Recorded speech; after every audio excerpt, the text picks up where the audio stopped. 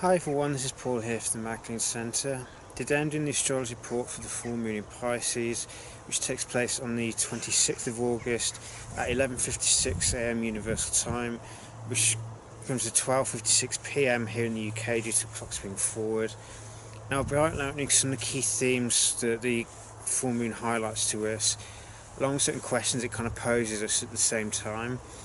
Before I do that though, I just want to clarify that the astrology doesn't actually control lives in any way.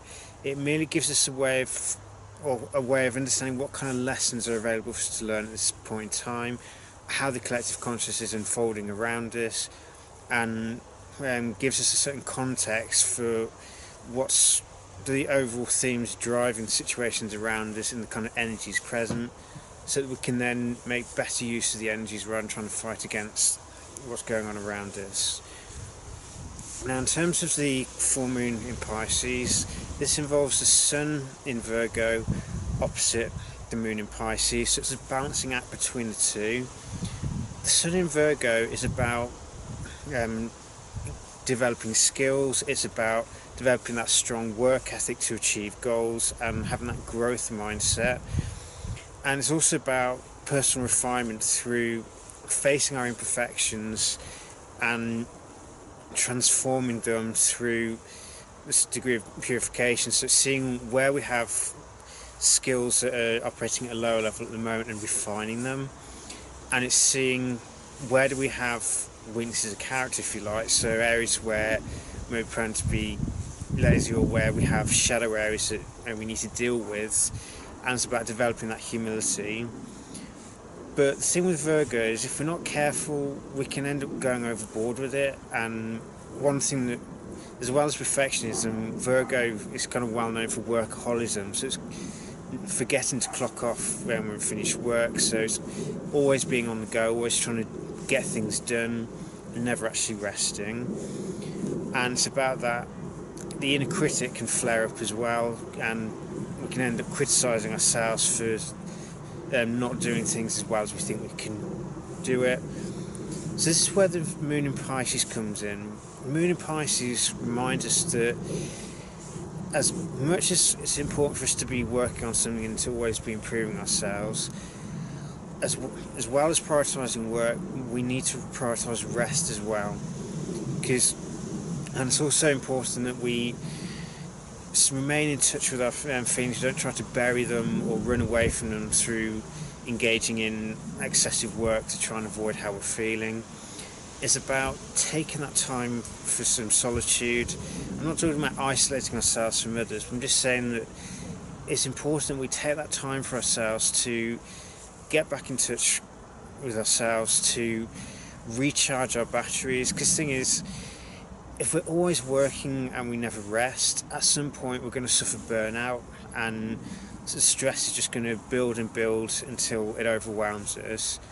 So the moon in Pisces reminds us that it's important that we prioritise rest and self-care as well, that we make sure that we're getting adequate sleep, that we're not rushing around all the time, we spend at least some time with ourselves just doing nothing. It's remembering that we don't have to be doing something all the time.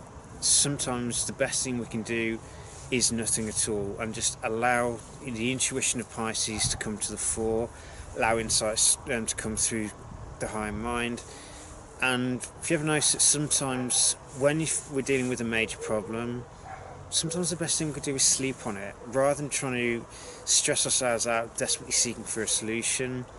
Sometimes all it takes is a good night's sleep and suddenly the solution seems to magically present itself. So this is Pisces and Virgo in balance. It's developing the analytical side of Virgo and the ability to use reason. It's also allowing the intuition of Pisces to help us see the bigger picture and to allow things to unfold in a non-linear way. Because Virgo tends to be very linear and logical as such in the way it analyses things, whereas Pisces reminds us to get in touch with the more non-linear aspects of life and allow the bigger picture to guide us rather than just being obsessed with the small details.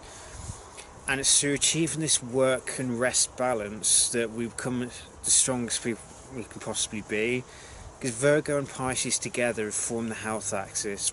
Virgo is the physical and mental health, Pisces is the spiritual health, and the two interact and complement each other. Virgo deals with things like diet and physical exercise to keep the body strong, and ideally to ground the mind out, because sometimes exercising can be a good way to calm the mind down. Whilst Pisces reminds us that quite often the best thing we can do to help ourselves heal from anything is to get some more rest, to slow down rather than constantly rushing around, and give our bodies a chance to rest, our minds a chance to just unwind and de-stress. And the more we focus on getting sufficient rest for our personal needs and prioritising self-care, the better able we are to help other people, and less likely we are to be overwhelmed by stress and the need to constantly be doing things. So one of the things this formula may highlight to us is the need to question how comfortable are we at allowing ourselves to rest and do nothing. Do we feel, if we're spending some downtime doing nothing, do we feel guilty because we're not being productive, or something that we actively embrace and feel comfortable doing? And it's seeing, can we strike a balance between reason and intuition, or do we have a tendency to ignore what our intuition is saying, constantly trying to analyse things and getting nowhere because we're trying to overcomplicate the picture? And is there a more simple solution that will present itself if we just take a step back rather than trying to keep pushing things forward, and let the answers come to us rather than fighting to achieve them, or stressing out and struggling to reason them out ourselves? There's quite a few aspects to this particular full moon as well. I mean, Neptune is the ruler of the full moon. He's not in direct aspect to Sun and Moon at all, but with Neptune being retrograde and in his home sign of Pisces, the Piscean energy is particularly strong at this time in our history, and the more we can tap into Neptune positively through using the dissolving energy of Neptune to release addictions, release controlling tendencies, and release detachment to things being a certain way, and learn to embrace change and occasionally allow a little bit of chaos to come in to shake up the existing way of things are, in order to see a higher way to do things. But most importantly, it's about tapping into that psychic sensitivity and developing greater degrees of universal love and universal compassion. And by giving them to ourselves first, we develop our own reserves of it, which then enables us to better help other people and shine or radiate that love and compassion towards others without being drained by it. The more we top ourselves up internally, and the more we make sure that we rest sufficiently so that we can recharge ourselves so that our batteries don't get exhausted, the better we'll be able to help other people. Because if we don't help ourselves and we're not working to keep our own reserves or our own energy strong and high, then there'll come a point where we'll feel too drained to be able to help other people, and exhaustion may come in to try and drop a hint to us that we need to take a step back and get a bit more rest than we've been doing. In terms of the aspects, we've got a few. We've got Uranus retrograde in Taurus is trine to the Sun and sextile to the Moon. So this brings us an opportunity to transform the self and transform the subconscious through revolutioning our idea of what our value is or what our worth is, and looking to develop a more intrinsic sense of self-worth. It's recognising that we're all already worthy of loving and belonging. We're born worthy of loving and belonging, but for whatever reason being conditioned out of believing that. And we also, all of us have a potential to be resourceful and to come up with creative solutions to resolve an issue, and we all have far more internal resources than we may give ourselves credit for.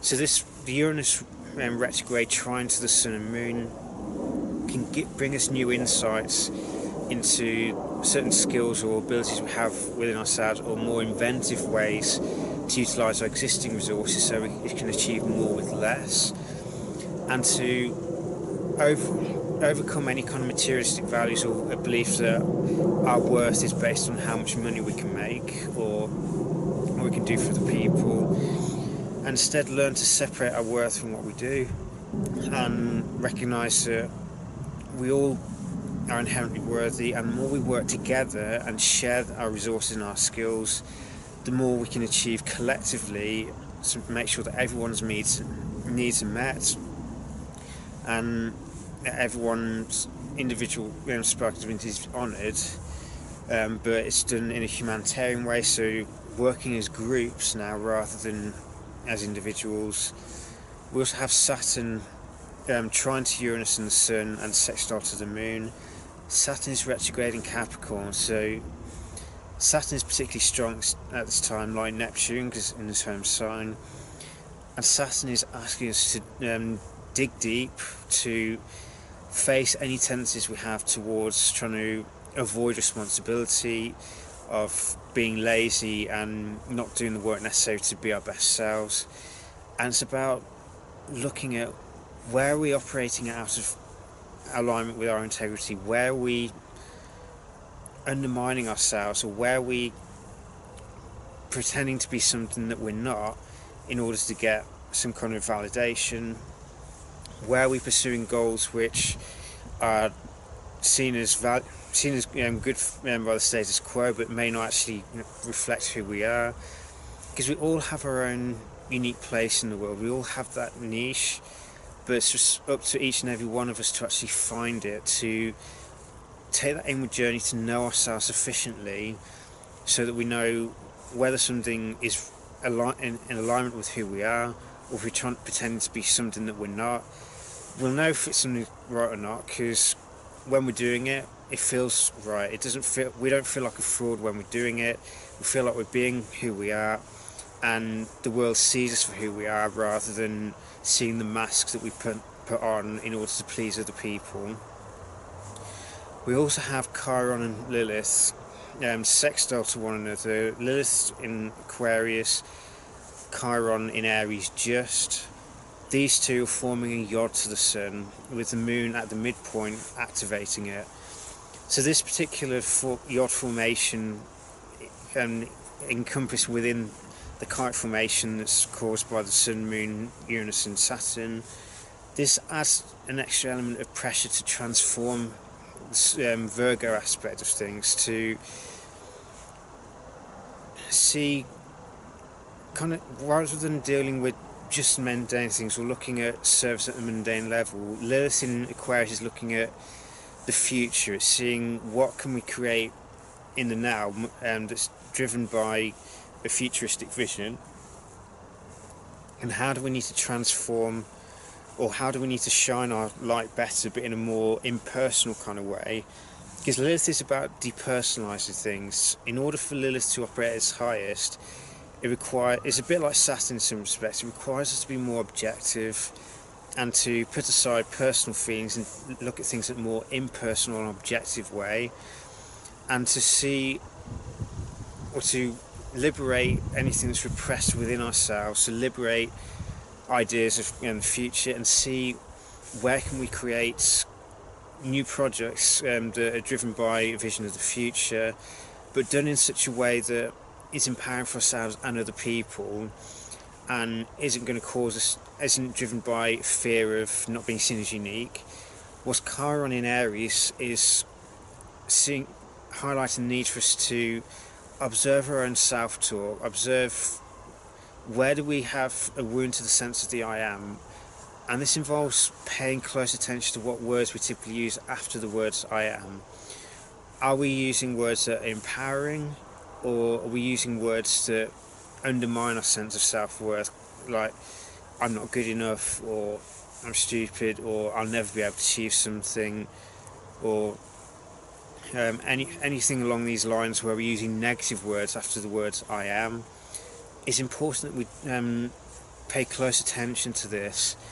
This particular, obviously Chiron will be moving to Pisces later on, but we're getting a first taste of what the next 8 years of Chiron in Aries is going to be about. So this particular full moon being directly linked up with Chiron gives us a key opportunity for us to observe where does negative self-talk and a wounded ego, if you like, in the sense that we don't have that agency, or we have fears that prevent us from taking action. It's only through taking action that change can be manifested. It's only through taking action that we can empower ourselves. But if we have a wound to the sense of self that allows fears to stop us in our tracks and prevents us from doing the very things that we know we should be doing or know would empower us, but fear overrides and blinds us, it's transforming that inner talk, or that self-talk. It's transforming the mental scripts we have about ourselves and making them more loving. And with Chiron in Aries, it's also seeing how can we help other people to become or recognise who they are, and how can we help impart a sense of agency to other people, i.e. show them how they have it within themselves to take action. They don't have to depend on other people, as long as, of course, the action is motivated or guided by love and wisdom and not just selfish desires. So there's a lot to take on board here, but if nothing else, the full moon in Pisces highlights the necessity of self-care, the necessity of resting from time to time, to allow ourselves to recharge, for our bodies to heal. Because for the body to heal from any kind of wound or condition, we need to have sufficient rest. And even when we are in good health, rest is still very important, because rest helps us to keep our stress levels under control. Because the less stressed we are, the less likely we are to indulge in addictive tendencies, less likely we are to indulge in bad habits. Because when we're feeling good and we're have a strong health through getting adequate rest and adequate exercise and working on things which are important for us and revitalise ourselves, then we're less likely to indulge in vices in the first place. But it requires us to be honest with ourselves and to get comfortable with spending time alone from time to time and connecting with who we are, rather than running away from ourselves.